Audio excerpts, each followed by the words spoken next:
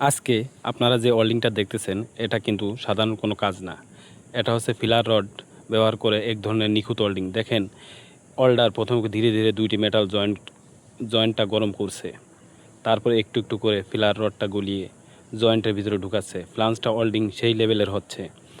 এই কাজটা দেখতে সহজ সরল মনে হলেও আসলে খুবই কঠিন, কারণ হাতের কন্ট্রোল, চোখের ফোকাস আর তাপমাত্রা সব কিছু একসাথে ঠিক রাখতে হয়। আপনারা খেয়াল করলে দেখবেন ওয়েল্ডিং লাইনটা একদম সমান সুন্দর। এটা প্রমাণ করে যে ওয়েল্ডার কতটা অভিজ্ঞ, দক্ষ। অনেক সময় নতুন ওয়েল্ডাররা এই ধরনের কাজ করতে গেলে মেটাল পুড়ে যায়, জয়েন্ট ঠিকমতো হয় না, কিন্তু একজন দক্ষ ওয়েল্ডার খুব সহজে এই কাজটা করতে পারে। এই ধরনের কাজ দেখলে সত্যি বোঝা যায় একজন ওয়েল্ডার মূল্য কতটা। ফ্লাঞ্জ ওয়েল্ডিং এতটা সহজ না, নতুনদের পক্ষে সেটা অনেকটাই কঠিন। সেটার ওয়েল্ডিংয়ের ধরন দেখলে বোঝা যায় যে ওয়েল্ডারটা কেমন দক্ষ।